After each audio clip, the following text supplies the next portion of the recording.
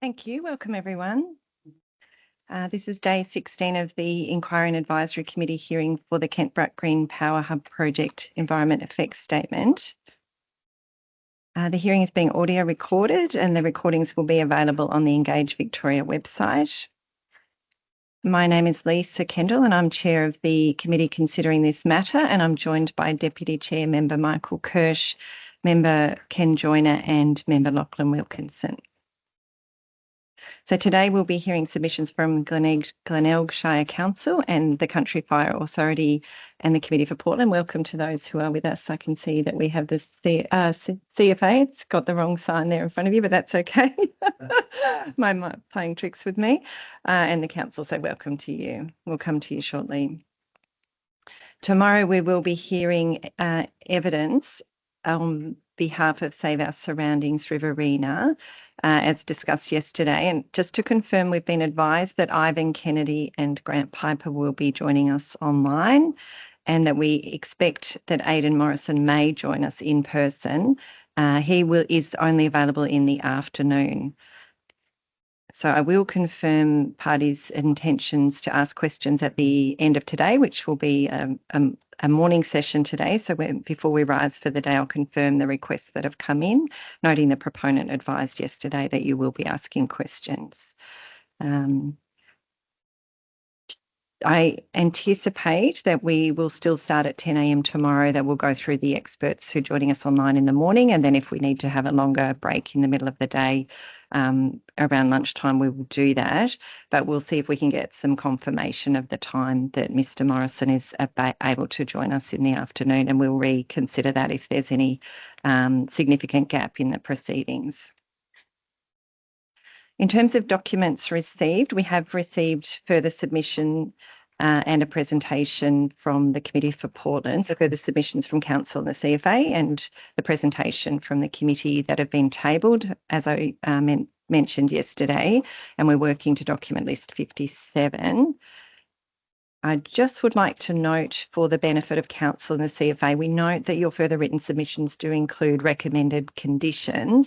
As the IAC is not considering a permit for the project, but we're considering other project documents, I just wanted to mention, so the other project documents are the Environmental Management Framework and the Incorporated Document, which the proponent has been updating during the hearing. So there will be an opportunity at the end of our process to provide any written comment on those, but the IAC would like to extend the opportunity for you to review those documents at this stage. And if you'd like to supplement your current written submission, that we invite you to do that by Wednesday next week with any specific comments on the Environmental Management Framework and Incorporated Document. That does align with the timing of DECA and Parks Victoria providing some further submission on the day 2 document. So the current version is the 2A version for the Environmental Management Framework and the day 2 version for the Incorporated Document. So we just wanted to make sure we touched base, because the conditions we can't directly translate across into or consider in the context of those documents. There are no further preliminary matters to cover from the IAC's perspective. So Mr. Chessel, is there anything for the proponent? I was really just going to indicate that in respect of each of the witnesses tomorrow, we anticipated being in the order of 10 to 15 minutes in questions. So it may be that we could start later in the day if we're definitely, or even yes, subject to other people's questions. Yeah, we don't expect to be long with either witness, and partly because we don't consider much of the evidence to be particularly relevant to the matters that you need to consider. Thank you. And we'll take that into consideration, and I'll update parties later today. Thank you. Are there any other preliminary matters? And I'll just check online, the people joining us online. No. And no other preliminary matters? No, thank you. Well, on that basis, we'll move straight into submissions from the Glenelg Shire Council. Welcome to Mr. Dwight. And I'll note that we have read your submissions, but you're welcome to take us through them to the extent that you want to today, but just that you're aware that we've already had a look through as well.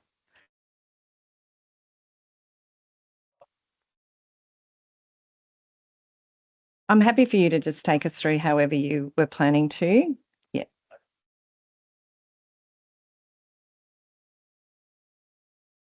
Thank you.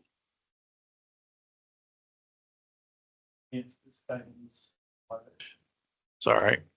By Glenelg Shire Council and to be read in conjunction with Council submission dated 31st March 2025. At a high level, the project supports Glenelg Shire's commitment to the environmental sustainability and natural resource management. Council's policies emphasise the reduction of CO2 emissions, efficient use of resources, and the protection of biodiversity. Council provides a response on the 4 key matters raised in our submission. So in terms of these 4 points, that's a summary of what we wrote in the submission. So I won't go through them. I'll go down to council response. This statement considers matters reviewed during the hearing, as well as provide some context to the matters raised in our submission. These matters are addressed in order 2.2 to 2.12, including attached dependencies. Just based on what you said previously, Member Kendall, with the conditions, I won't. Is it worth bringing that up at any stage, or is it irrelevant? I think I'm happy for you to make a decision about that, Mr. Dwight, to the extent that you'd like to just discuss and cover the issues of concern with us.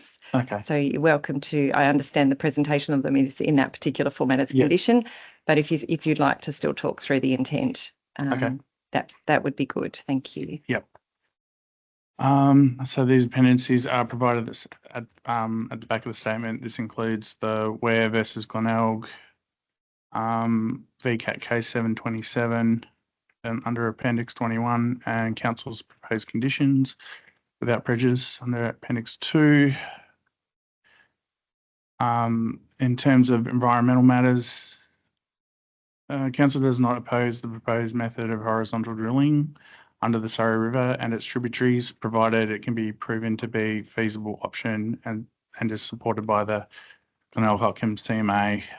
Generally, whenever we have works within a ESO2 or within a waterway, our advice would be consistent with what the CMA provide us. The proponents, flora and fauna, existing conditions, impact statement, technical report recognise that the risk to the southeastern red-tailed black cockatoo, albeit rare.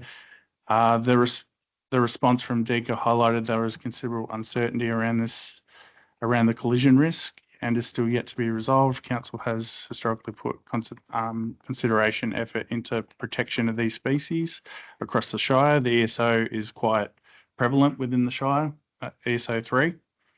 And so, yeah, we do get a lot of inquiries or in relation to native vegetation removal in these areas, and we recommend avoidance in nearly all cases. So, in terms of economic matters, the proponent has acknowledged there is additional pressure placed on the tourism sector because of this project, both in the short term and long term due to construction and the perceived industrialisation of the national landscape of both the Discovery Bay Coastal Park trails and sections of the Great Southwest Walk. These concerns were brought up with our economic development team, and so they, on their advice, it was something they wanted me to put in the submission. Given the recent work undertaken for some of the promotion of these areas, so there is some concern that the efforts raised and both the reputation of both these areas may be at risk without ongoing investment, including relocation of infrastructure, expanding the tourism sector to these areas, unaffected by the new vista. In terms of the Community Benefit Fund, we are very supportive of such a thing. The mechanics, however, we would prefer to have some more involvement in. So this was raised internally to me from both from our economic development unit and our wellbeing unit, is the performance of current models in the region haven't met our expectations, and we have limited participation in these funds. Well, that's a particular fund. So in terms of this, some of the issues raised was the lack of transparency, needs analysis, and accessibility for people to actually know that it exists. So we've reached out to other councils and consulted with their approach and models and how they do it. And there are there's a variety of ways different councils have done it.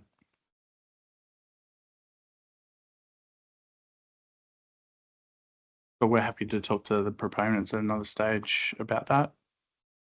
They're open to it. The council requests that developer establish with us governance, administrator and reporting framework and administration of the Community Benefit Fund. The framework must provide the following, but not be limited to: annual fund allocation and indexation mechanisms, fund rollover provisions and unallocated funds, composition of responsibilities and grants of the grants committee, administrative support, potential cost recovery arrangements, transparent reporting, evaluation processes, alignment, local priorities, including tourism, education, housing, and Indigenous partnerships. So, and the Community Benefit Fund framework and administration must operate for the duration use of the wind energy facility. In Appendix 2, we've included a condition which I know it can't be considered at this point in time, but maybe in the future. These haven't been put on wind energy facility permits before, but I don't see why they couldn't be. It just would give us some at the present time, when you have there's ones that are done under memorandum of understandings with councils, but either party could walk away at any time. So we would want some certainty in terms of if one of these funds was in place, that it wouldn't be just abandoned at some point in time or changed. In terms of the workforce accommodation management plan, this was reviewed in-house and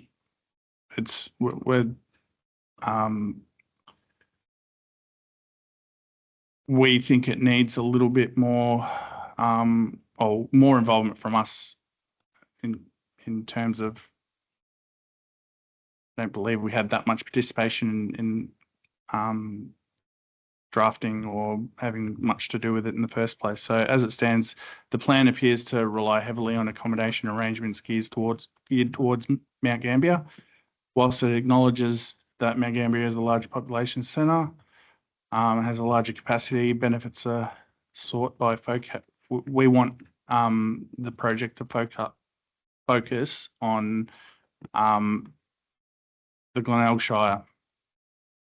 Given the region's successful history in supporting major projects such as Smelter, Port of Portland, and the Portland Wind Energy Project, which is the towers Pacific Blue have constructed around Bridgewater and Portland. We believe there is strong local capacity to accommodate the workforce effectively, subject to thoughtful interventions. The Council encourages the proponent to explore more options, including temporary work camps and the potential reinvestment opportunities for local accommodation and services, to consider how the plan might contribute have a positive legacy for the Shire. It is important to note that the significant portion of the imported materials need to be transported through the Port of Portland. Additionally, local construction materials such as foundation products sourced from nearby quarries will play a key role. Therefore, the location of construction staff to the project area should also consider efficient access, both imported and locally sourced materials. So our council encourages the proponent to update the WAMP and support both the project's needs and place greater focus on long-term interests of our community. In terms of infrastructure, as the panel members would be aware, we've hosted wind farm developments in the past, such as what I've spoken to before. Also, Codrington is it's close to the Shire boundary. There has been some hazards involved in the construction in terms of servicing ongoing maintenance. We've had assets compromised from the laying of electrical cable at a insufficient depth within some of our assets, and this was one of the first things our engineering team brought up with me when I first discussed it with them. So the dot points kind of reiterate that as well, but also include in some cases there's been underestimations of traffic use along local roads, so roads have deteriorated before that weren't anticipated. Increased water runoff from the hard stand areas, overwhelming existing drainage assets, and as I said, with the installation of equipment in inappropriate locations.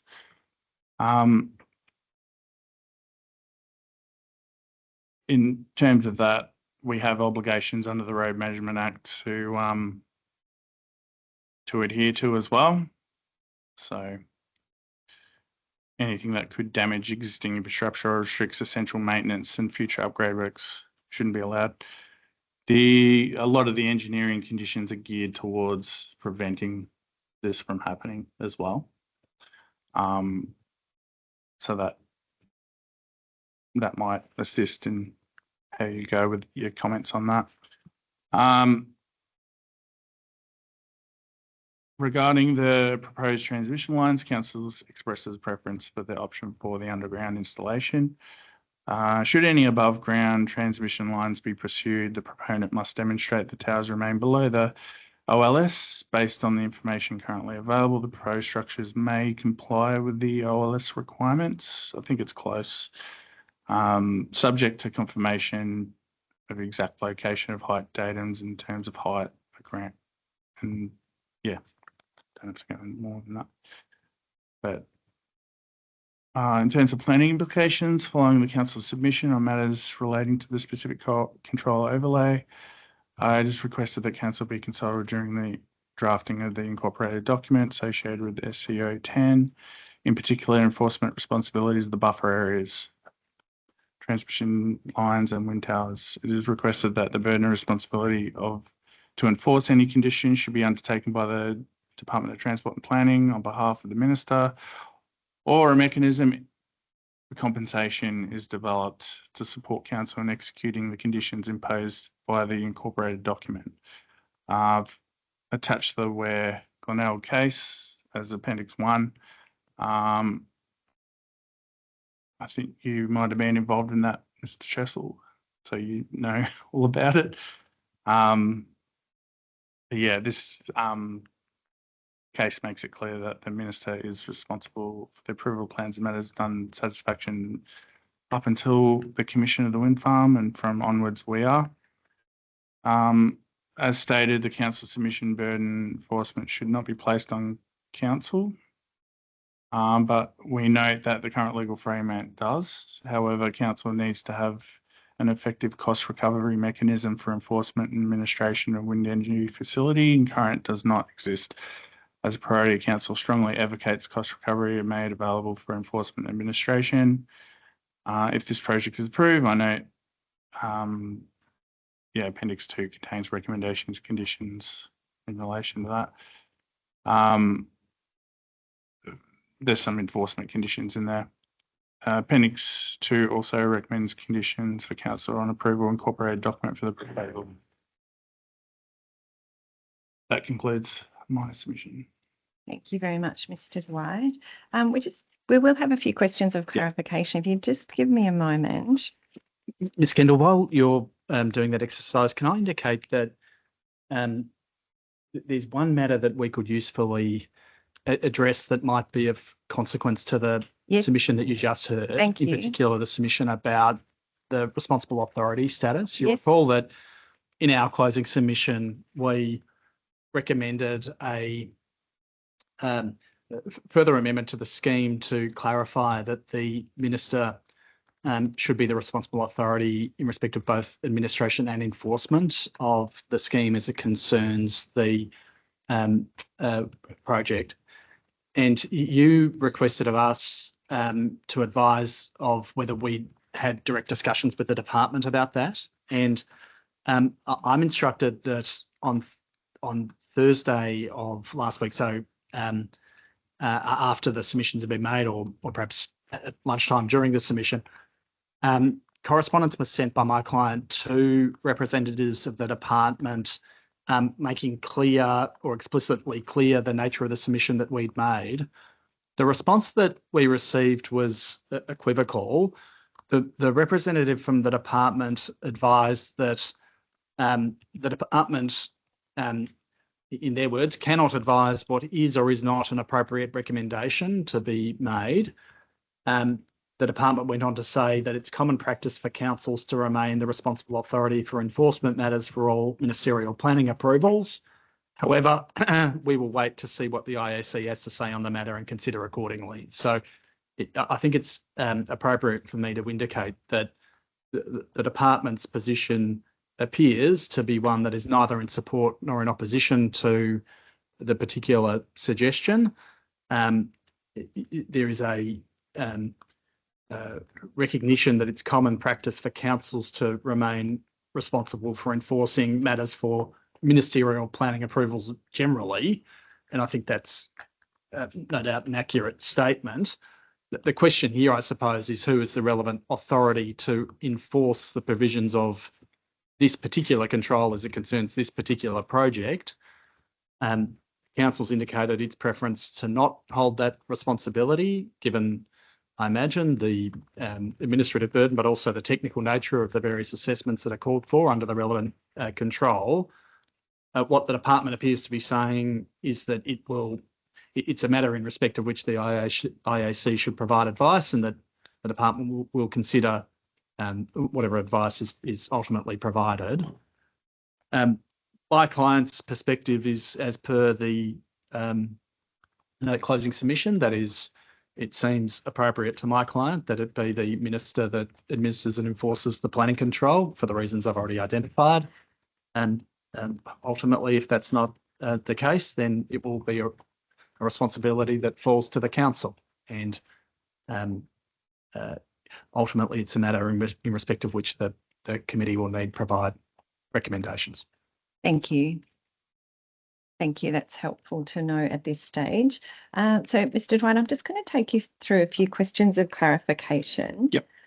Firstly, in relation to the transmission line, so your paragraph 2.9, we've referred to option 4 and the underground installation. I just want to be 100% sure I'm clear on which option you're talking about. You're talking about the underground option for the full length.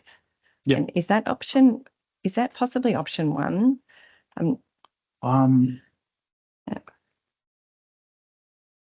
I haven't got the.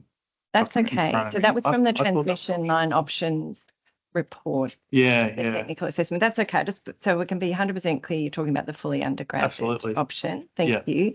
And in relation to the obstacle limitation surface, have you had a look at the proximity of that? And you're saying that it may be, but have you had a look at the plans to see whether it is close, or do you understand that it is or isn't nearby? I think that was looking again at the evidence. My understanding is that so the Portland OLS, is that right? Yes. Yes, which sits a fair way south. Yep. Yes. Yep. Yeah. So not. Yeah. That comes into it if it's above ground.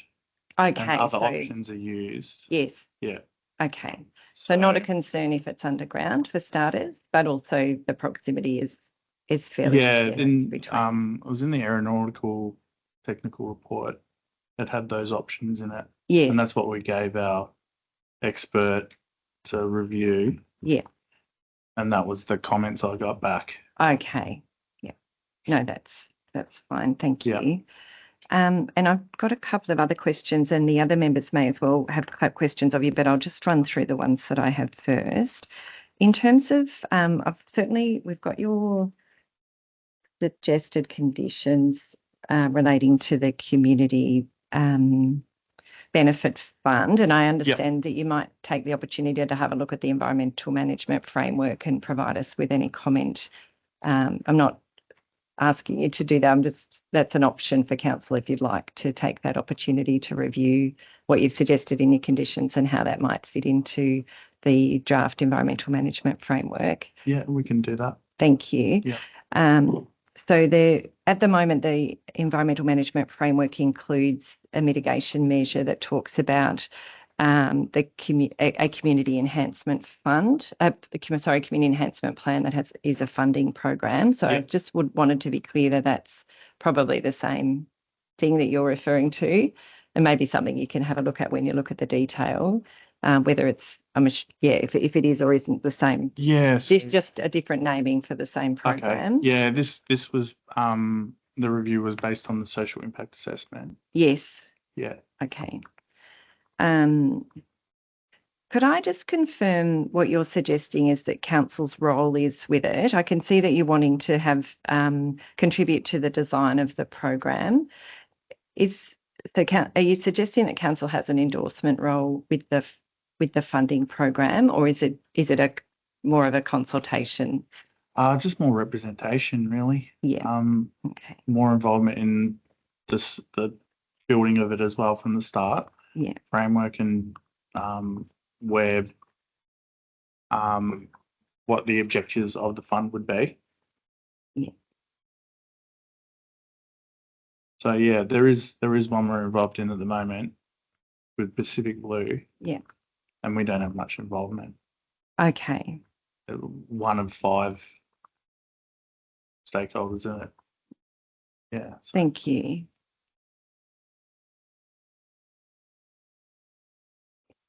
And are you so that's the one that you've just given the example of, have an ongoing relationship with them? Yes, yeah. Yes. Yeah. And that's formalised through an MOU, was it? Not though. No one's mentioned anything to me in relation to that. I haven't been able to find anything. Yeah. So, so I'm not aware of any. Yeah. And are you, just to be 100% clear, are you suggesting that council is also looking for an ongoing role in informing it or advising on it? We want some safeguards. So we don't want the proponents to walk away from it if it's under any circumstance, really. Yeah. As long as it's for the duration of the period of the activity. And there was suggestion that we had a Section 173 agreement involved, but yeah, that's in the condition side of things again, related to the permit. So yes, thank you. I did hear your explanation there with the permit conditions as a way of looking for that sort of safeguarding. Yeah. Thank you. I've just got a couple of other questions. So with council submission, you do talk about the potential for temporary work camps in terms of the accommodation strategy. Is that something that council has experience of other developments or projects using? Oh, well, the smelter was originally done through that means. Yep. And I can't say much at the moment because there's nothing official or anything, but those suggestions have come up in recently. Yeah. And I was really interested to know if you've had any recent experience with how successful they are in terms of achieving some of the social objectives. Is that anything? Are you able to comment on that, or? In terms of their success, yes, I can only base it on what previously happened with the construction of the smelter. Yeah. I think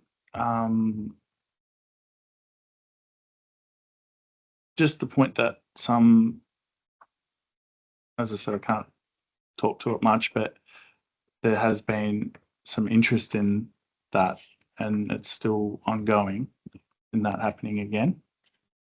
When you say interest in that, what's the that you're talking about? Workers' camp. Workers' camp, okay. Yeah. Where there are some major projects happening in town that could intersect with this one.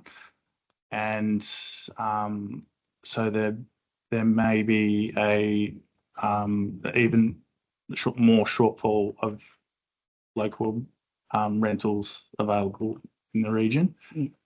So I guess we're looking at ways how that can be managed as well. Thank you. Mr. Weston's evidence on the social and economic impacts, before I ask you questions, can I just confirm, did you have an opportunity to review that? What number? Just find the number for you. It's document number 77. I don't need you to go to it. I just had a question, so I just thought I would check before I do. Okay. My question was in relation to his suggestions around the demand reduction strategies for accommodation. It's totally fine if you're not in a position to comment on it, but if you have reviewed that and you're able to provide comment.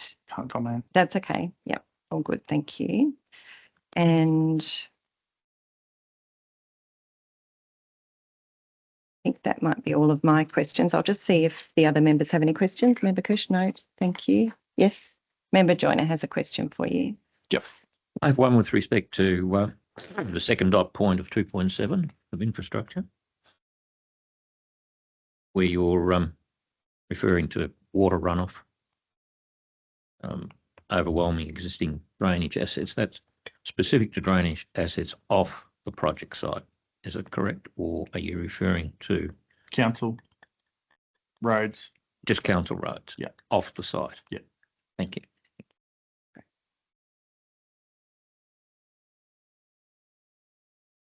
Thank you. Thanks very much for coming along and presenting to us, Mr. Dwight. No further questions. Thank you. Thank you. Member Kendall, can I indicate that if it would be of assistance to Mr. Dwight and to the council, we'd be quite happy to have a discussion about the extent to which the day two mitigation measures pick up the particular recommendations of the council. It seems to us that the majority of matters are addressed within the EMF, and that it might be of some benefit, at least to facilitate an efficient process, if we have a discussion with Mr. Dwight, if he's available.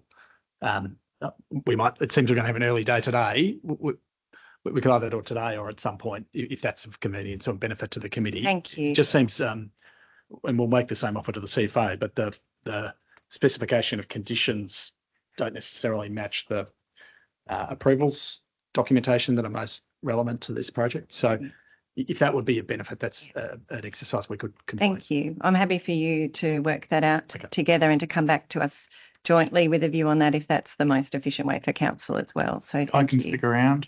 Okay. Yeah. Yeah. Well, why don't we try and use the time we have? That makes sense. Lovely. Thank you. Well, we'll move into submissions from the CFA. So welcome to both of you. I'll ask you to introduce yourselves and then to run us through your submissions. Thank you.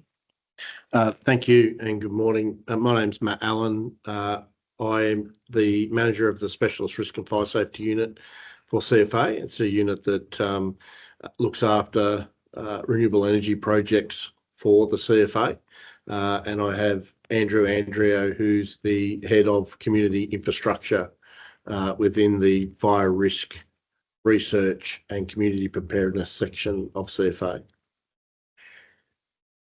Thank you for the opportunity to put CFA submission forward. What I thought I might do is, rather than go through each point of our submission, I'll just give a high-level overview and then obviously give time for questions. CFA has prepared its submission on behalf of the Chief Officer and the authority having regard to Victorian government policy framework, the relevant legislative environment and the guidance that seeks to direct outcomes for these types of large-scale complex applications. The written submission should therefore be considered as CFA's formal response to this proposal.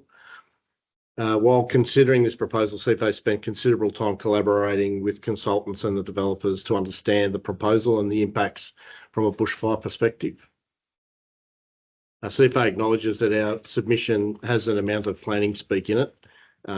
We're not necessarily planning experts, but fire experts.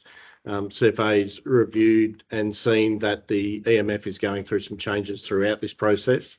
CFA considers that any recommendations that we make need to be reflected within the EMF, and we'll take opportunity to go through that and resubmit to you by next Wednesday. As a part of CFA's involvement in renewable energy, we developed a guideline. The guideline I see has been submitted already to the panel. So this guideline provides standard conditions and measures for fire safety, risk and emergency management in designing, constructing and operating renewable energy facilities. It also helps people with upgrading existing facilities and working with existing facilities. CFA understands the current guidelines speaks about vegetation management around turbines, and it indicates that it's not less than 20 metres or out to the blade width. We do have a pending review of the guideline, and this has been as a result of a number of incidents that CFA and Fire Rescue Victoria have been to in the last 24 months with wind turbines. CFA is willing to continue talks to the consultants and to the panel around the issue of vegetation management. CFA believes that if the proposal is to work, and approval is granted, it will be imperative for the facility to comply with all the conditions set out within the EMF, including complying with the CFA guideline for the life of the project. The proposal is located in a high-risk environment where the potential for significant fire behaviour, surrounding landscapes dominated by forest vegetation and plantations. On days of significant fire weather, these characteristics would create a high-risk environment where fire can grow large and be locally destructive. The risk of bushfire entering the development does not alter due to the proposed wind farm development being constructed. The risk of bushfire entering the plantation is a risk that currently exists now. The biggest risk for the development is the introduction of the ignition source.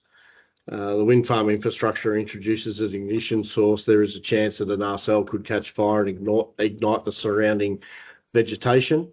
As I said earlier, CFA and FRV have responded to a number of incidents over the last 24 months and have gained a number of insights from these incidents. These incidents have given CFA valuable knowledge regarding how we respond and suppress these incidents. CFA has no expectation that our responders will enter a wind turbine and suppress the fire that occurs in an RCL. We provide a safe working perimeter around the turbine and suppress any fire that starts from burning debris that may fall from a burning turbine. Internally, CFA has developed a number of standard operating procedures on how we will respond to these types of facilities.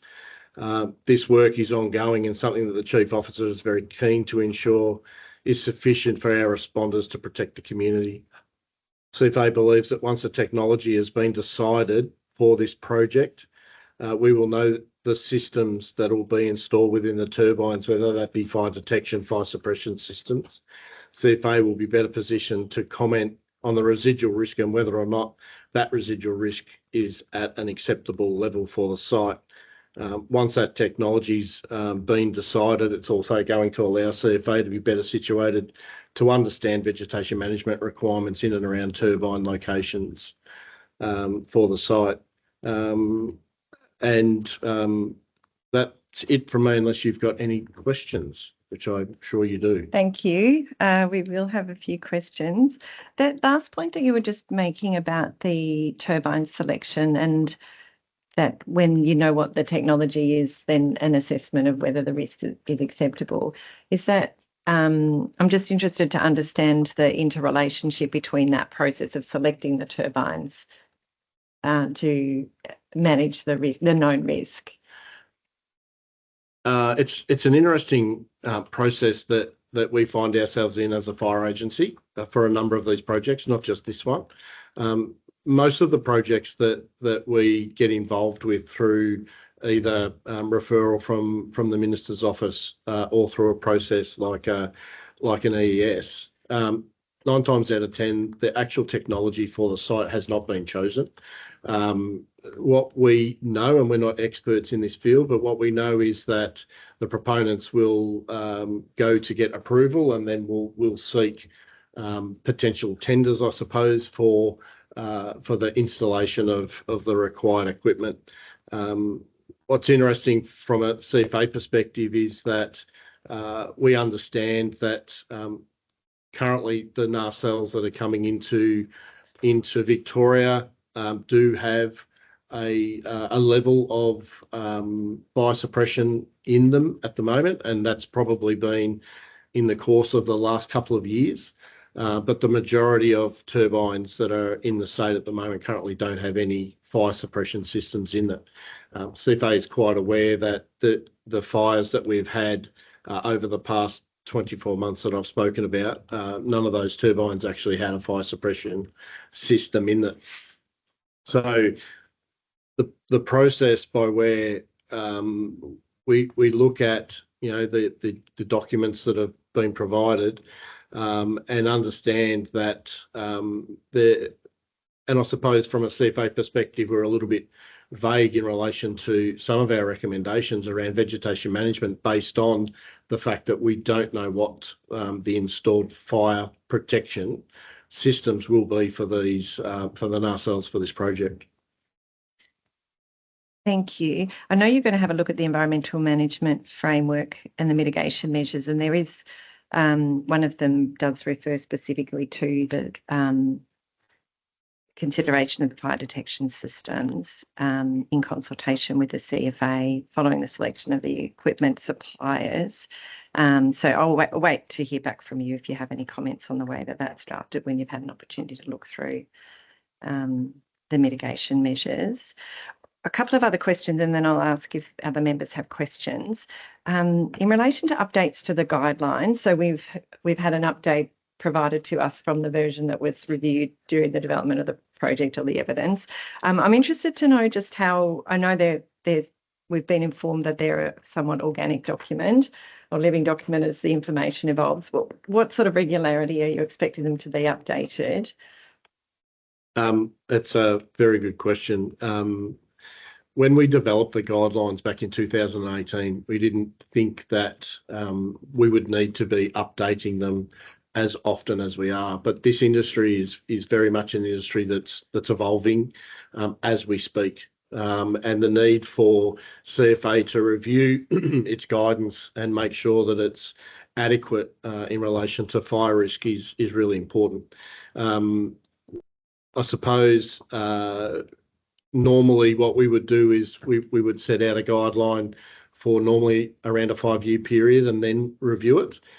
These guidelines have been reviewed 4 times so far since 2018. Our last review was the version that's current at the moment, and that was the 2023 version 4. It's been some time. One of the biggest reasons why a guideline from CFA may be reviewed is because of incidents. And we had the Victorian Big Battery incident, which caused a fairly major review of our guideline to ensure that we were as up to date as we could be with this industry.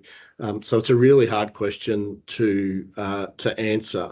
What I will say though is if a development has had a large portion of its development process through a particular version of the guideline, we wouldn't ask them necessarily to respond to the latest version of the guideline. We would obviously have chats with the consultant or the proponent developer in relation to the changes. And you know, we've had some discussions with projects in relation to changes made to the guideline.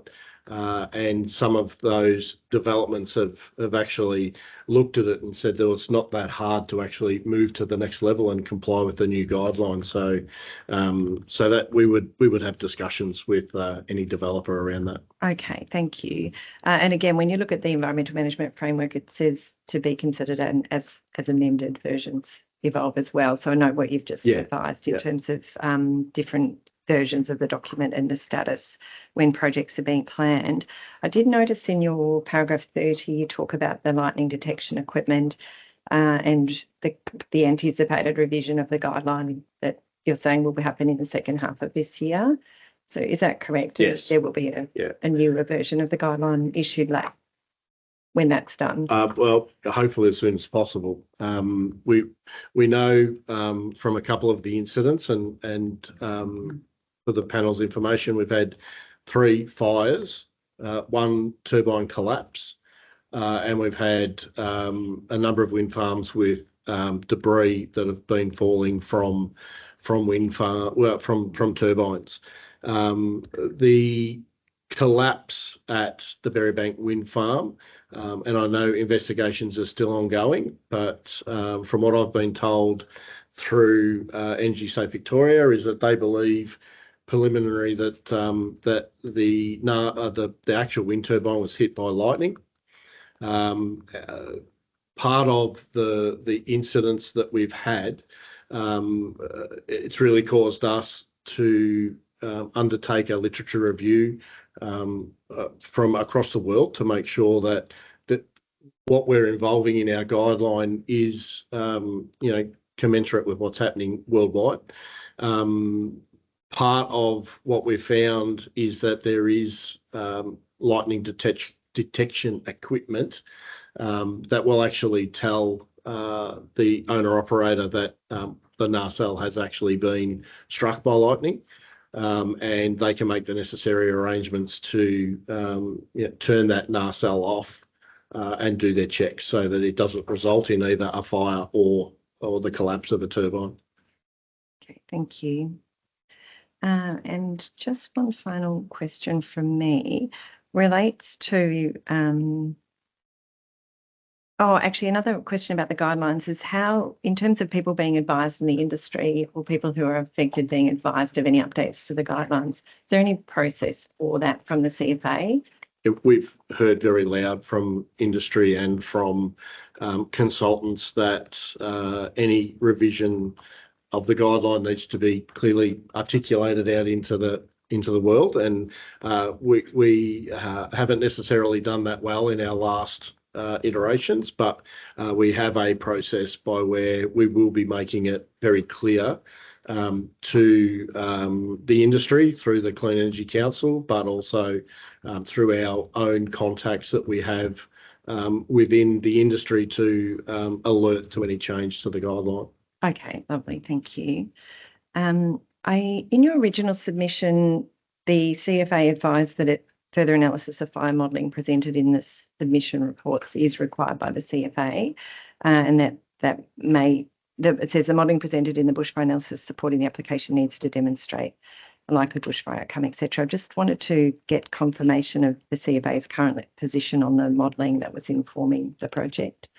We've worked really closely with the bushfire consultants around this proposal, and due diligence from a CFA perspective, we would have our own fire analysts do a review of the fire related components of any report that comes through to us. That's currently being done at the moment, and I haven't had the results of that as yet. Okay.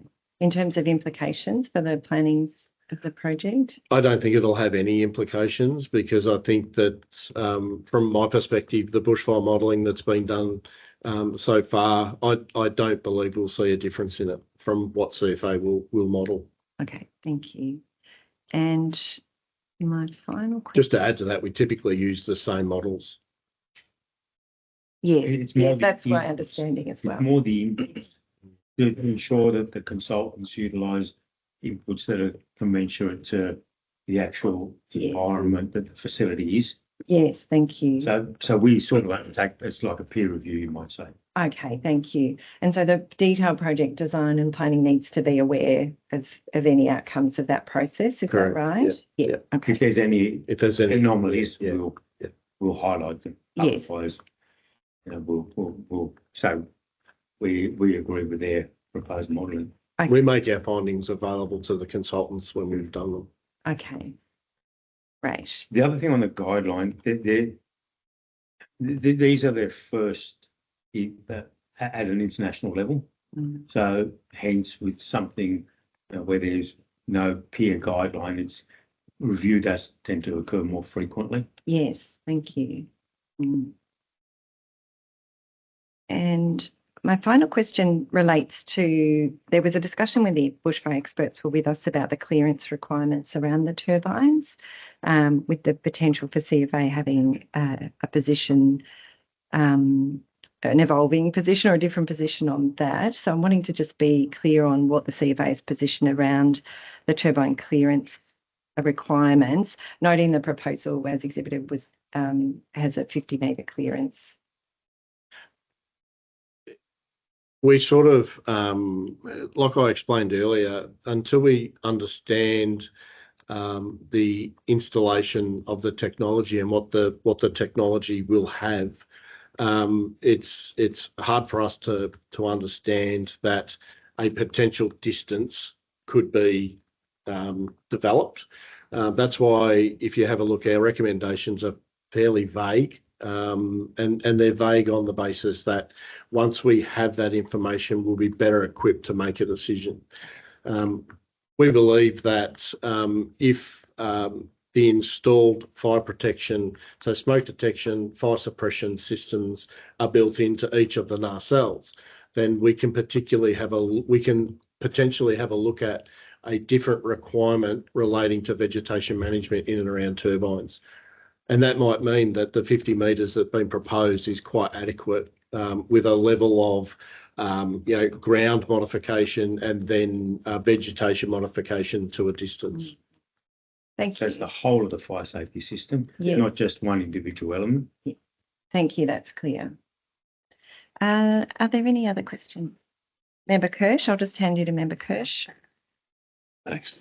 Probably more an observation rather than a question, and it's a matter that you might discuss with the proponent when you meet later today, or if you meet later today. The EMF, and you've heard us talk about the EMF, includes two requirements that are relevant to what you've been talking to us about, and one is the requirement to prepare an operational emergency management plan. And the way that that's been drafted, that provides for the proponent to consult with the CFA in developing that plan. There's also a fire management plan requirement, and there's no, under current drafting of that, there's no requirement to consult with the CFA. And I'm not expressing a view about whether there should be or whether there shouldn't be. Clearly, the two plans are different and will have different processes and seek to address different issues. But it's just something that you might discuss with the proponent later today, and explore whether there's some benefit in having the CFA as a body that you would consult with in terms of the fire management. Yes, that's clear. More than happy to have those discussions. Thank you. Any other questions? Member Joyner has a question. Thank you, Member Kendall. You said you consulted with the fire risk consultants, Mr. Potter and Mr. Taylor. In their submission, they make reference to a CFA concern about interference to your communication systems from the nacelles or from the electrical infrastructure associated with the facility. And they say in response to that tests have shown that there is no such interference and they're not aware of any such occurrence in Victoria.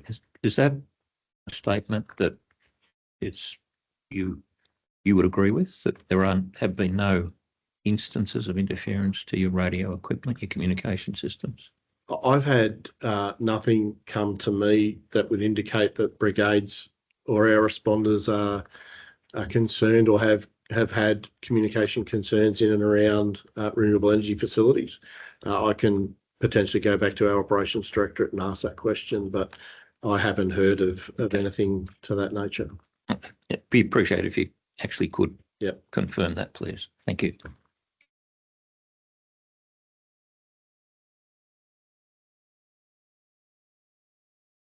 Member Wilkins, question?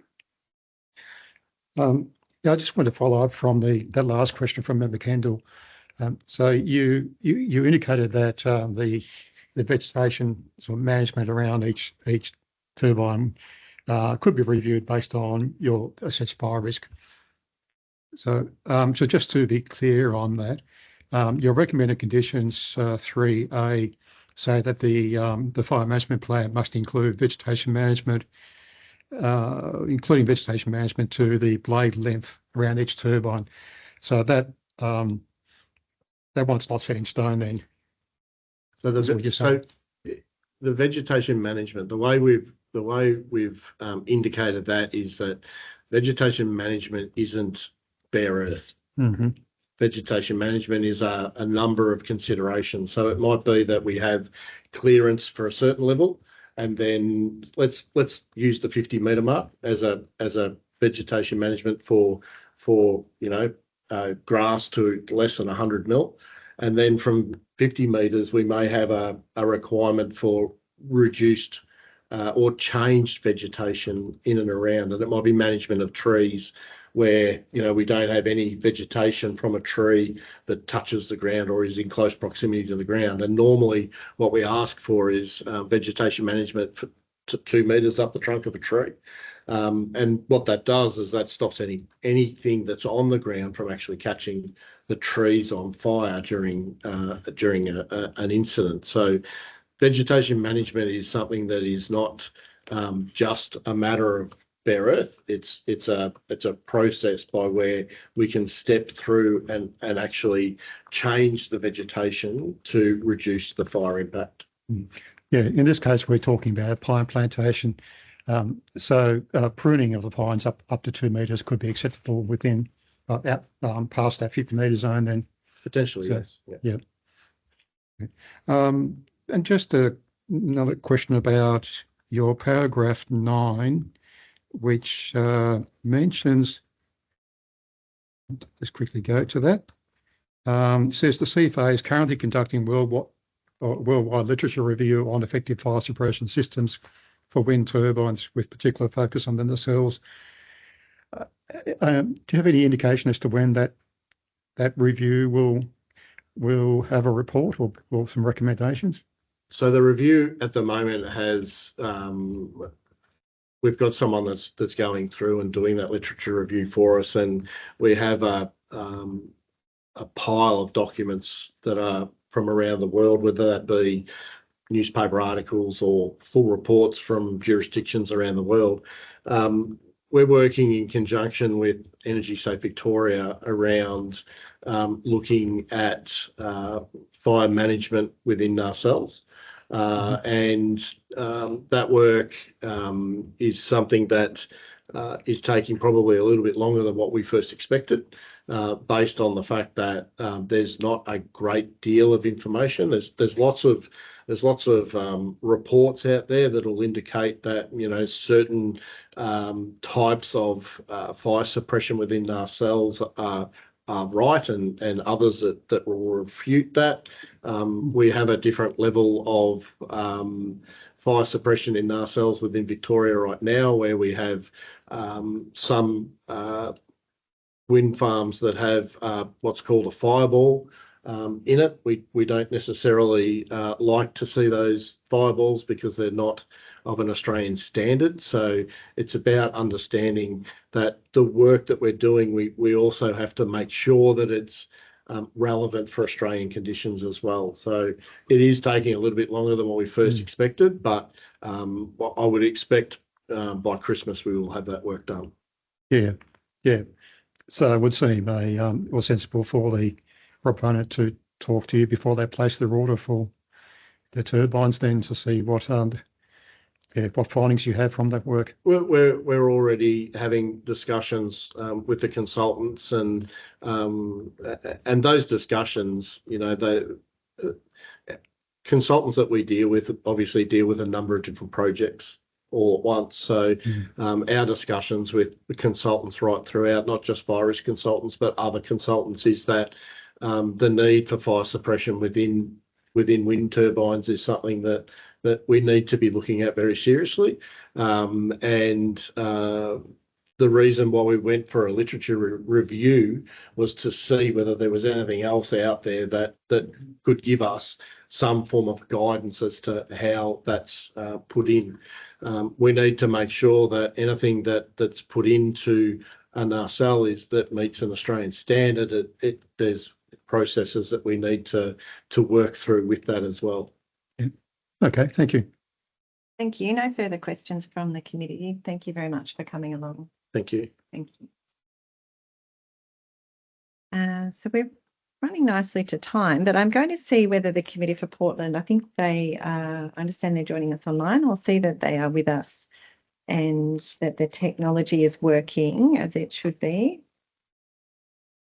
I'll ask you to please turn your camera on, your microphone on, and we'll just check that it's all good. So Mr. Whitechart and I think Mr. Garner. Thank you, Mr. Whitechart. I can see you have your camera on. Could I just get you to unmute and check that you're... Good morning. Sorry, I did have it rolling in the background while I was doing some other stuff, so it might just take me a couple minutes to... No problem. I won't... Mr. Whitechart, I just wanted to check that the tech was working. It is. We might break for 10 minutes and then we'll come back and hear your submissions.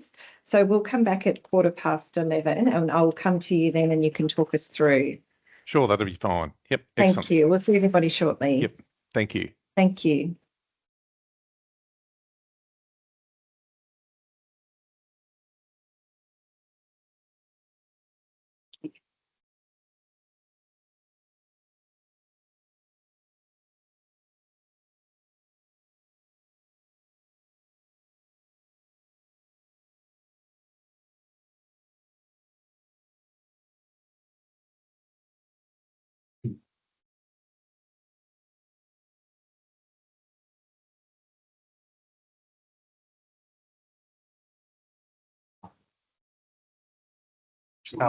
I'm one of the barristers. Yep. Could I try to get a Would comment it on be the side? simplified? Yeah, Just a most recent version of every single one of the commission. Already got it. I got Mark it? sent it to us, and it's actually on the panel. Yeah.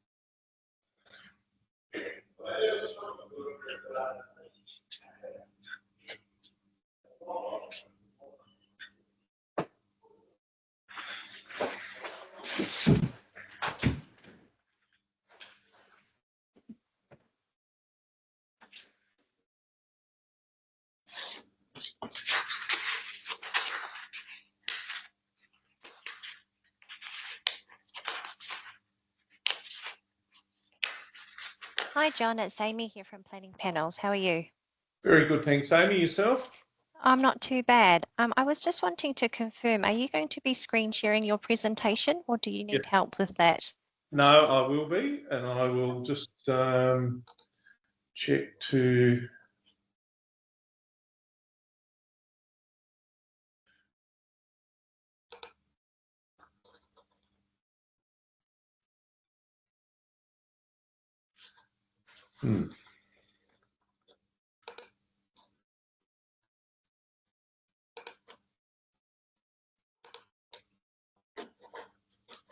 Just bring that up.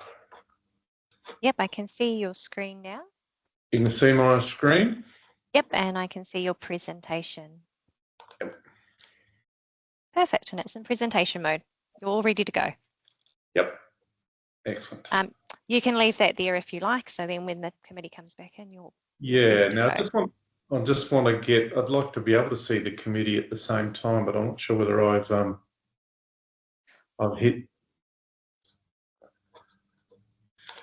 hit the wrong screen to allow that. That's all right.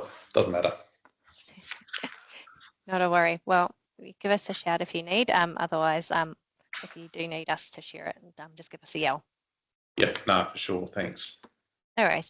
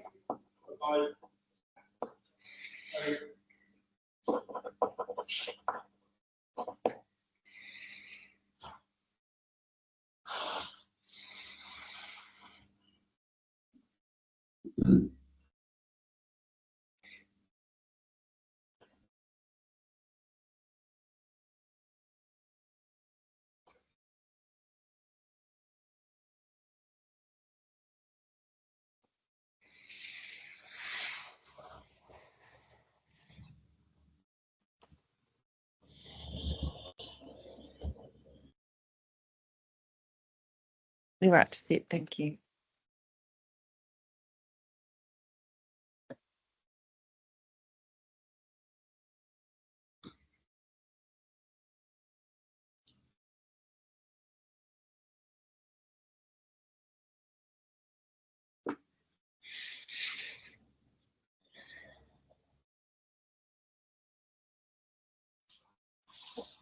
Thank you. Welcome back, everyone. See that you are with us, Mr. Whitechap, with camera on. Welcome. Thank you. Thanks for the opportunity to talk with you. Thank you for coming along. So I'll hand to you and you can take us through your submissions. And we do have the presentation that you've prepared as well as your original submission. Thank you. Okay, thank you, Madam Chair and panel members. Thanks for the opportunity to present to you on this project. Just a bit of background on myself. As Deputy Chair of the Committee for Portland, have a broad range of experience working in regional and remote Australia. Been in Portland for the last 13 years, managing a large regional civil contracting business, which unfortunately is in the process of winding up. But that's the nature of business at the moment. Committee for Portland. I guess a key thing that I just want to present is that who are we? What do we do? Essentially a collection of passionate local leaders, business leaders who are dedicated to building a thriving, economically sustainable community. Range of employers represented: Alcoa, Wool & Water, Keppel Prince, Precision Engineering, Port of Portland, Port Hall, real estate and accommodation providers. So a broad range of businesses that employ a majority of people in the town that are not in the social and community services and health and education sectors, although we do identify and work with them. Mr. Whitechap, I'll just check. Are you intending to screen share or would you like us to look at the document directly? It's not. I thought it was up screen sharing. Sorry. No, not a problem. I just can't see it on my screen. It was. Just try again.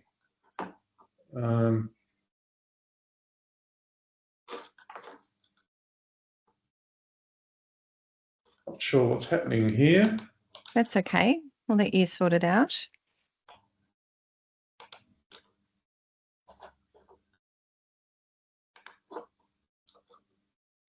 Is that sharing at present? No. No. No. I might just, I'll just try again.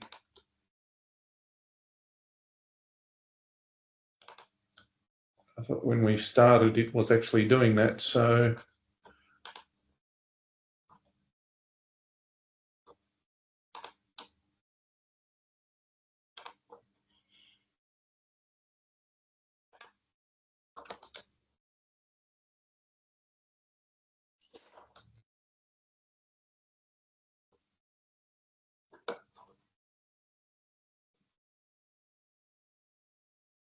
Sure what's happened to it at the moment.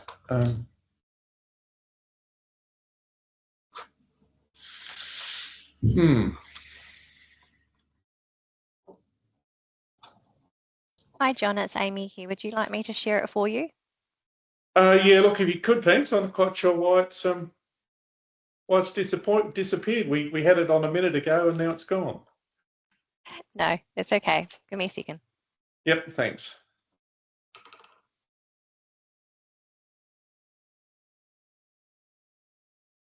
Just confirming that's come up. Yes, all clear. Thank you. Thank you. And will I be able to then trigger changes in pages, or do I need to get you to do that then? No, just give me a nod or a move slide when you're ready. Okay, righto, good. Okay, well, let's click to the next one, thanks. Thank you. So, yes, as I said, look, the committee has, over a number of years, had a clear strategy that it needs to commit to leading a renewable energy strategy in the southwest. It's taken a process of lobbying government, linking business to local, state and federal government, and supporting major business opportunities. It does also do some work supporting other groups that basically mean that, for example, Women in Business and Young People's Network, that they can get on with doing what they want to do as a core business, and not need to to spend time and effort under corporate structures and insurance and all those sorts of things. So that's the committee. It's had as I said, it's had recognised that business and industry needs to be proactive in this particular space. Perhaps the next one, thanks. The history of particularly wind energy in the southwest, in some of the first wind farms were built down here in the southwest, and that included building blades. They weren't all imported; they were actually built here in Portland. And secondly, we have Keppel Prince, that is a major manufacturer that developed and invested in the expertise and the plant and equipment to roll and build towers.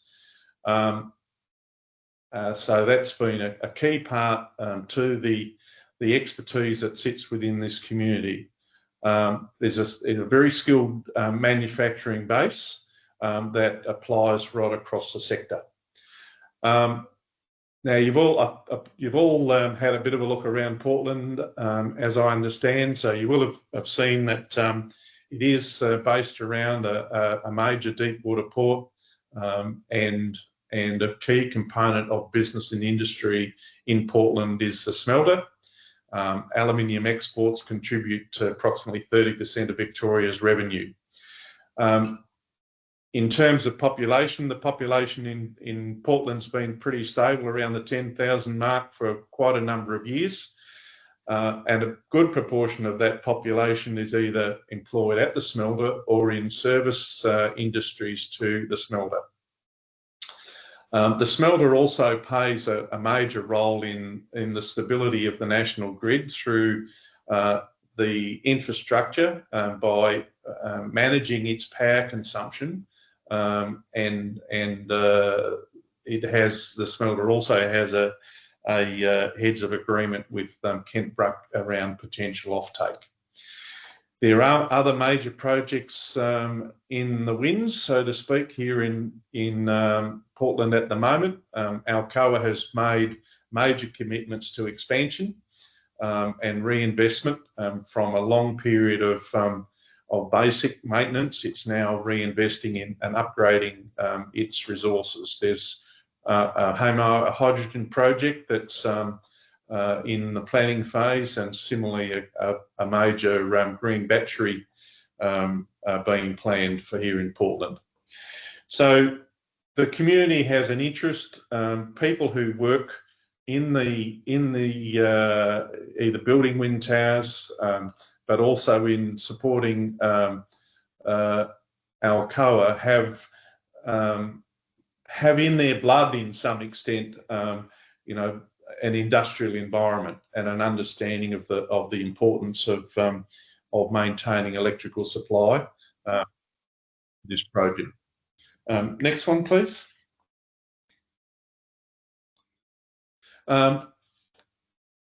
We have been engaged through the reference group, and I guess from the committee's point of view, we've seen that the proponents have provided opportunity for consultation that's been fair and reasonable. They've been well out there. They've responded to particular issues that were a litmus test of their consultation with the community around the power lines as to whether it was going to go across farmland or whether they were going to work hard with government to try and use the forest tracks.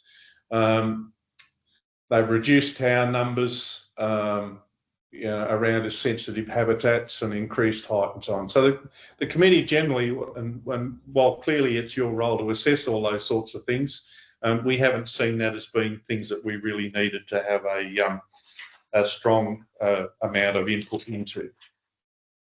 Perhaps if I could go to the next one then, thanks. Impact on local roads.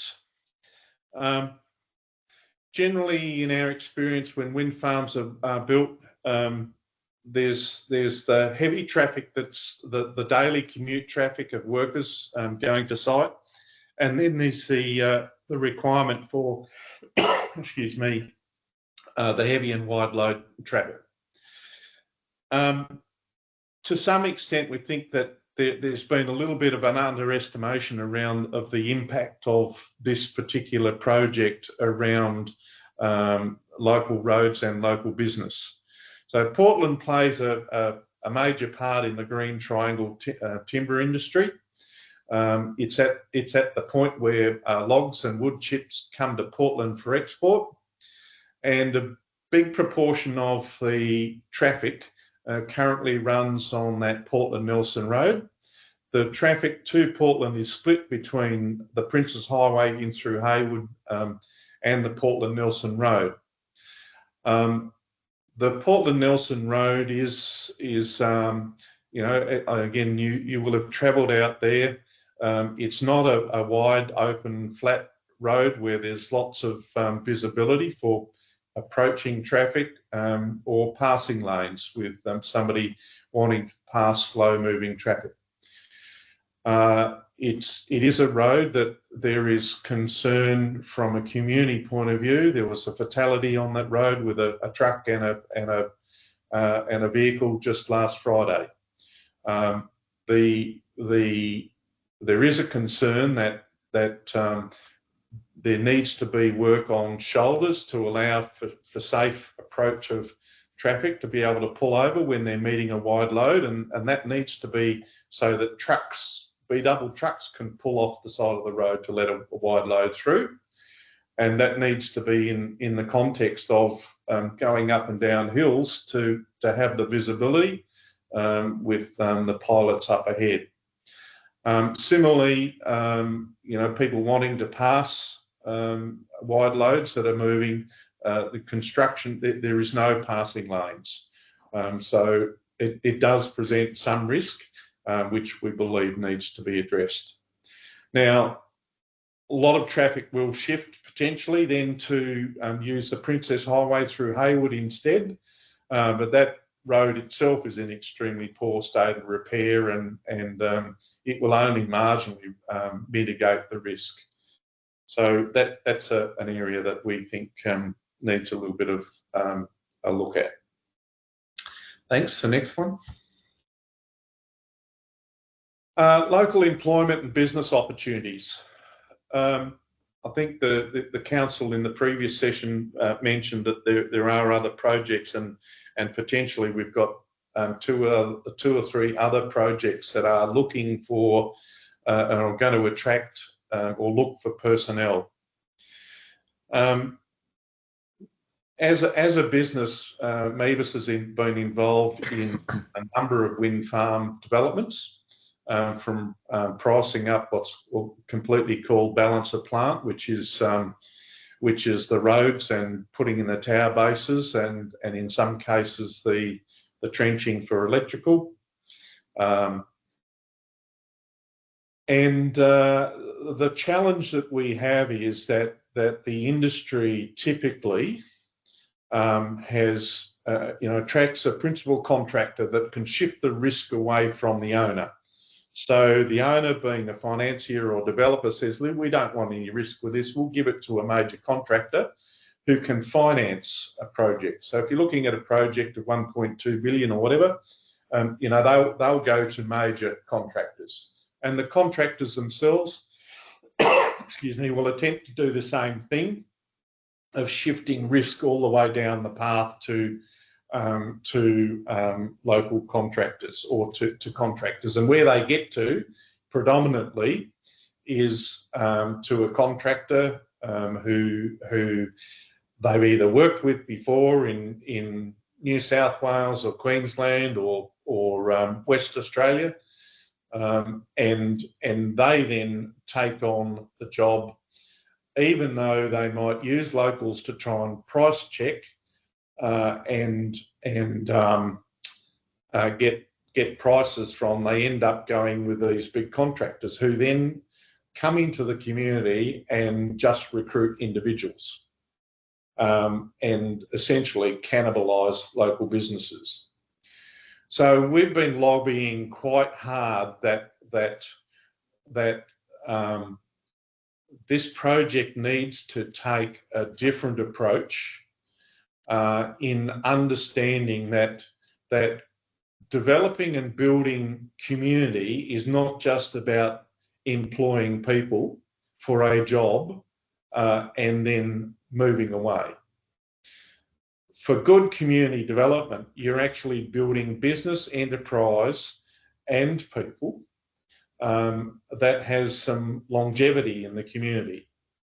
So there is a real risk that this project does the same thing. And when I'm talking about an example of one of those other projects was Ryan's Corner Wind Farm, which is just north west of Port Fairy, where the contractor Deck Mill quoted from Perth was significantly underpriced to win the job, and then had to actually recapitalise as a company to prevent themselves going broke.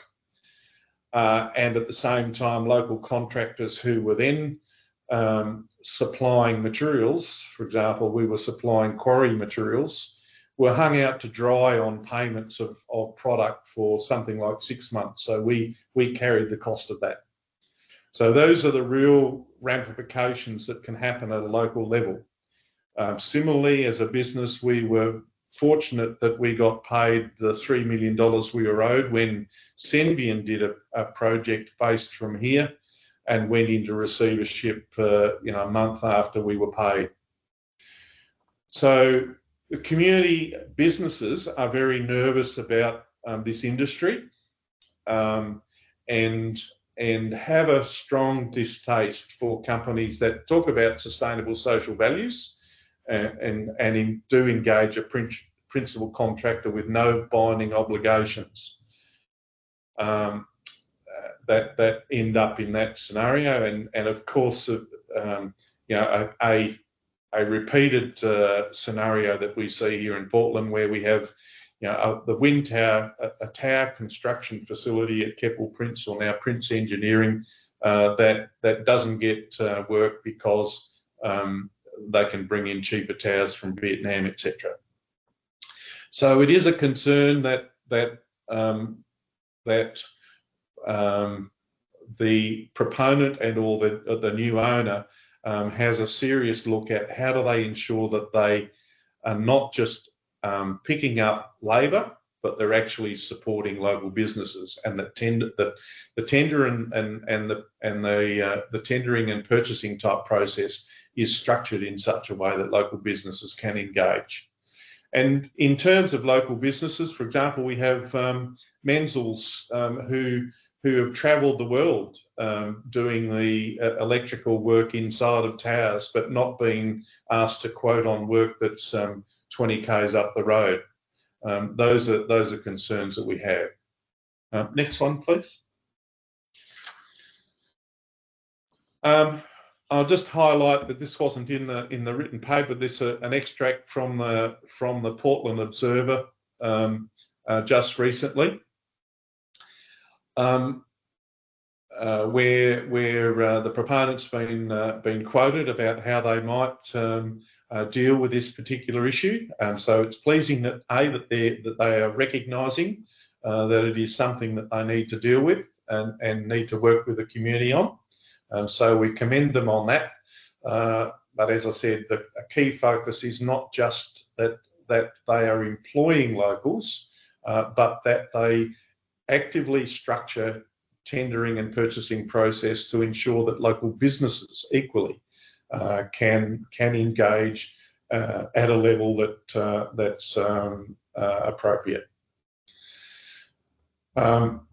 One thing that, again, in that model that we've seen of how the industry has historically worked, the notion of being able to recruit apprentices, contractors who come in and just seek day labour, which is essentially what they're doing, they don't employ apprentices. It's a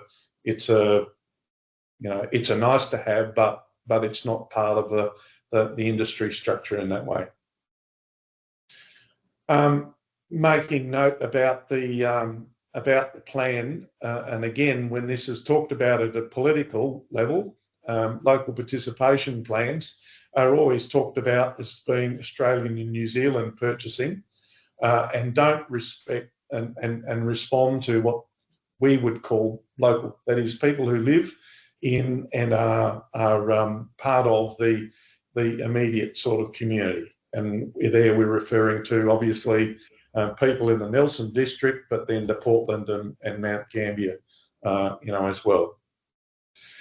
So clearly there, we'd like to see in the process a strong, transparent, contractually bound procurement approaches, scaled and structured appropriately for local business to participate, equally in a positive economic manner. Thanks. So next one.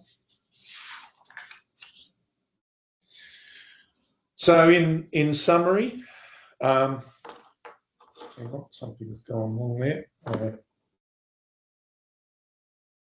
In summary, look, clearly the project presents a major investment for the region and will provide significant positive financial impact. There will be some pain and real competition for labour if it coincides with one or more of these other projects that are being touted at the moment. Our assessment is that the environmental impact is significantly mitigated by the project predominantly being located in the monocultural environment of pine plantations, and in that sense, both the landowner as pine plantation owners they're the major risk carriers of a turbine fire, and equally the wind farm is the major risk of pine plantation. So, generally you would look at it and take a pragmatic view that those two have got the most interest in making sure that there is no fire and should do everything to mitigate against it. Again, the view that the community generally has an understanding and acceptance of the need to transition to non-fossil fuel economy. It's a clear stated aim of Alcoa, and for many of the service businesses that go with that, they need to respond. With people building wind towers within the community and the work that's happened, we think that we're ahead of many communities in their commitment to play a part in it. It's not to say that there are not people that disagree, and when you look at the micro elements of it, there are things that people are concerned about. As I mentioned, the impact on traffic needs to be revisited in our view to ensure that there are appropriate passing lanes for following traffic and shoulders for incoming traffic. It does present major risks. Again, focusing on the scalability of the procurement process, that it is scaled in such a way that individuals and businesses have fair opportunity. And the final point there about that the support comes with a caveat that the approval binds the new owners to meet the commitment as articulated through NEON's establishment and development of the project proposal. So given that NEON has had to divest as a consequence of legislation, all of the community consultation has been with NEON, but it will be handed over to new owners, and there is an expectation from the community that the new owners are sufficiently in the same way embrace the commitments that have been made. So that's essentially the summary of our view of the project, and obviously you've got a challenging task ahead of you, but hopefully that presents a bit from the business side of it and the community side as to what it means for the region.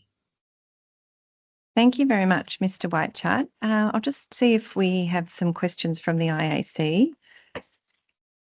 Member Kirsch does, so I'll hand you to Member Kirsch to start. Thank you. Thank you. Mr. Whitechart, you've mentioned the local participation and social procurement strategy, which is a mitigation measure or a requirements that is included in the environmental management framework. I'm not sure whether you've looked at the detail of that mitigation measure, but if you had, did you have any commentary on it?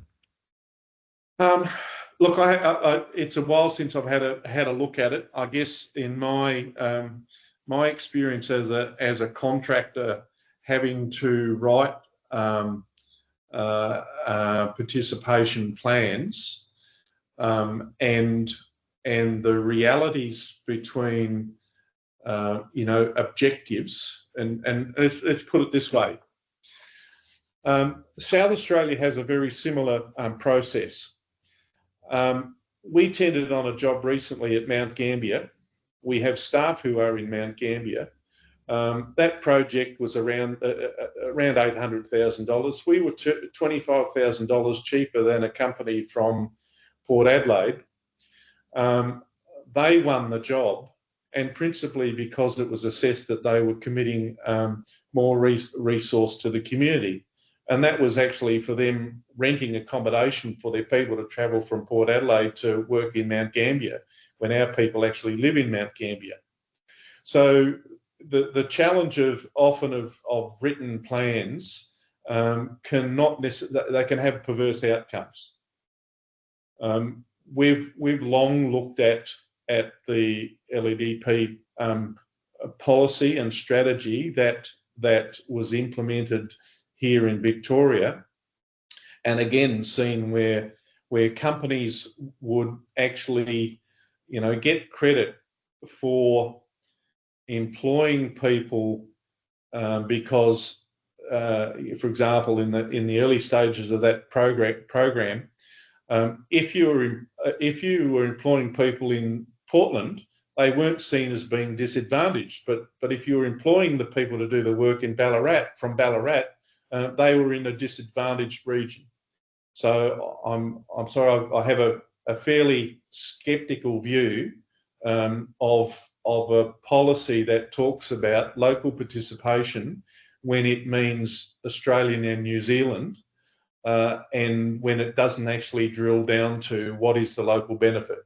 Now, I'll pick up on one point that the proponents have put in there, and that's with 3% of Indigenous employment.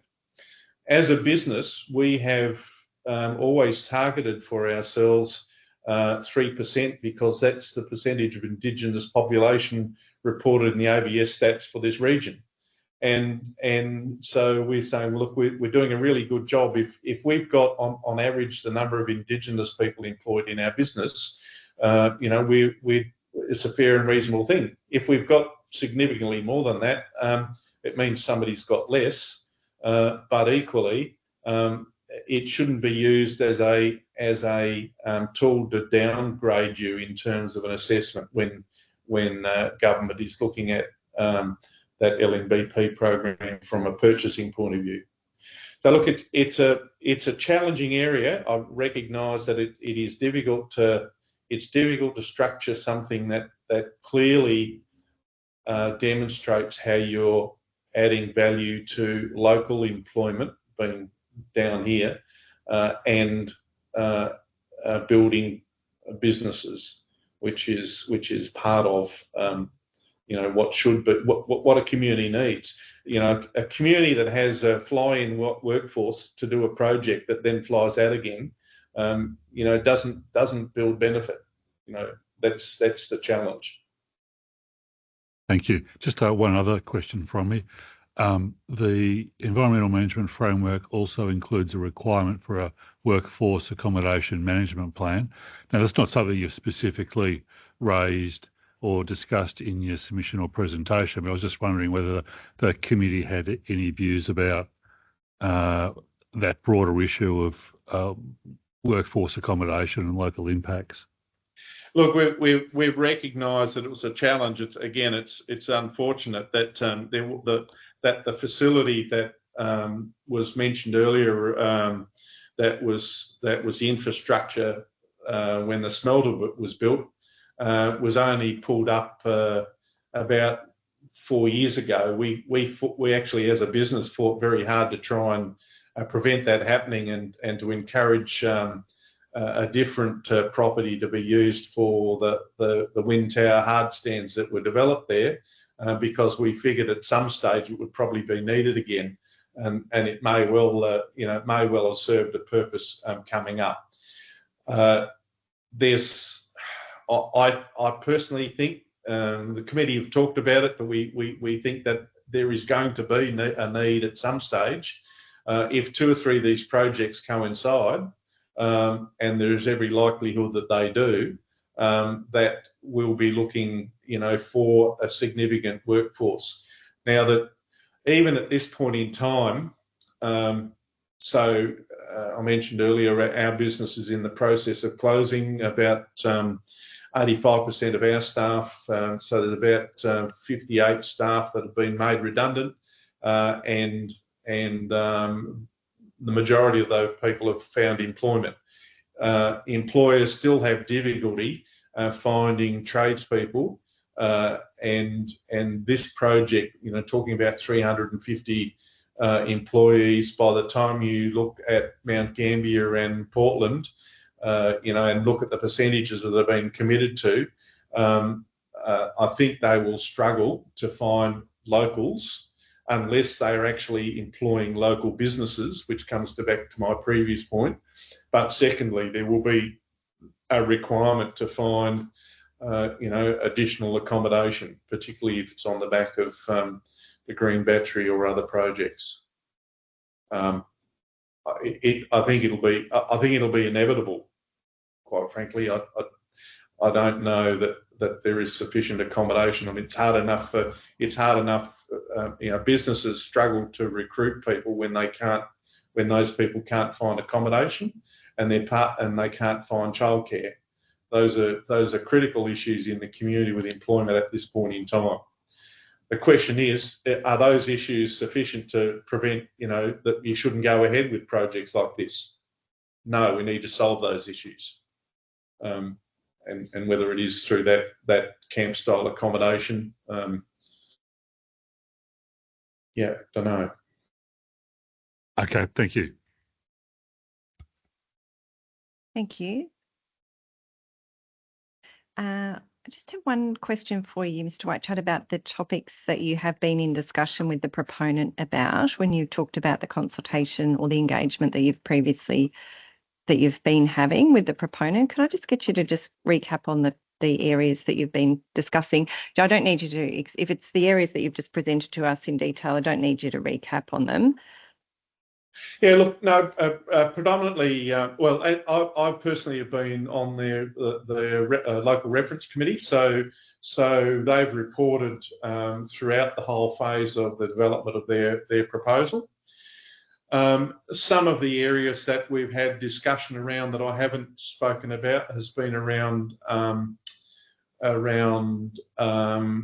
vegetation. There was an issue that applejack, for example, was identified as being in threatened species. One of the members on the panel came from a very long-serving senior role in forestry in the region, and his assessment of the spread of applejack was significantly different to what was being presented by other parties, and equally, I look at the conversations I know that the proponents have had to have about underboring down Cobobony forest tracts to prevent interference with applejack root systems, and I relate it to if you go to Kings Park, there's a lovely boab that was shipped all the way from Derby, the far northwest, trimmed, roots trimmed, put on a truck, taken the length of the country, and the proponents are having to go to the stage of making sure they don't interfere at all with any roots of a tree. I've seen a lot of things that they've erred on the extreme caution or legislation that they've had the duck and weave around that seems a little illogical from a pragmatic approach. So, I mean, you have to cut a tree in half to destroy half of its roots on one side. So, but thanks, Mr. Whitechild. I think that's probably, unless there's any other specific areas that relate to submission, I'm happy to leave that there. Yeah. Thank you. Yep. So no further questions from the IAC. Thank you very much for coming along and presenting to us. My pleasure. Thanks very much for the opportunity. Thank you. Thank you. Thank you. So that brings us to the end of the day. So just to revisit our plans for tomorrow, as I mentioned, we expect the two experts to be presenting online. I'm going to propose that we commence at 11 a.m. We haven't had advice from any other parties that they're intending to ask questions. So if we commence at 11 a.m, we haven't got an exact time for Mr. Morrison to join us, but I understand he has a flight in the morning that is as a time constraint for him. So we'll work with that. So if there's no issue with starting at 11, we'll... No, that's fine. Thank you. Just so that I'm clear as to the way the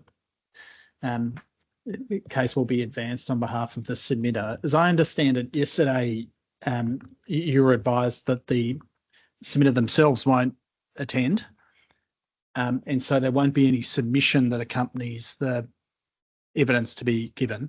Thank you. Yes, is that that's correct? my understanding as well. Okay. And that the witness statements of the relevant witnesses don't conform to the PPV guidance as to relevant declarations and the like. The committee is treating this as expert evidence that is appropriately tested in the normal way. That is how the submitters have proposed to call these people to present as experts and therefore be subject to cross-examination. Yes. So we're proceeding on that basis. Okay. It is an unusual approach. So, the IAC acknowledges that, but we're happy to move forward on the basis that the submitter is not wanting to speak to their written submissions, but relying on that. Okay. And the experts will, be subject to questions from yourselves and the IAC. That's clear. Thank you. I just wanted to make sure that I understood that correctly. Yes. Yeah, that's clear.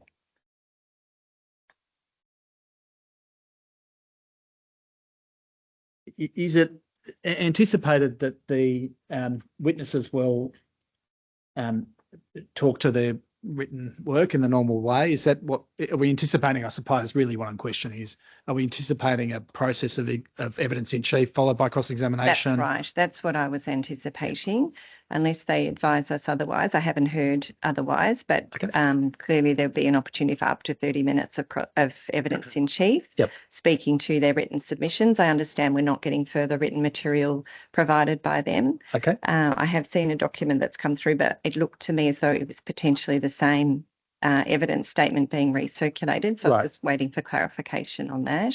And the first two witnesses we anticipate being online, and then the third may be in. That's right. Okay. Yes. All right. Thank you. And the order is likely to be the order in the timetable, as I understand it, or at least the gentleman to attend in the afternoon is Mr. Morrison. That's right. My understanding as well is that we've got Mr. Kennedy in the morning and then Mr. Piper. Yes. Yes. And yes. Okay. Thank you. No, that's clear. Thank you. So any other matters we need to discuss before we rise for the day? We're just opening the material that's been filed, and neither of us have had a look at it. Our instructor has, and it might be new material. So just a matter of once we've understood what it is, how one deals with that. Yes, no, I understand, and I haven't had time to look at it. If you just give me a moment.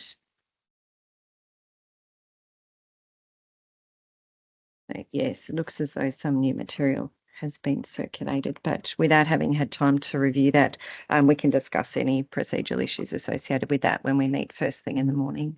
Okay, thank you. Thank you. The only other update to provide is that in response to the query raised by Member Kirsch in respect of the update to the air quality management guidance, we have a document that we're reviewing, and we anticipate filing a response shortly to that query. Thank you. No, that's clear. Thank you. And I note I'm not confident that either the party or the experts are observing at all at the moment, but if they are, I ask them or the team, I'll get to go back to them to make sure they've reviewed the IAC's directions around providing evidence at the hearing and presenting evidence in chief and not introducing new material. Thank you. See everybody back here at 11 tomorrow.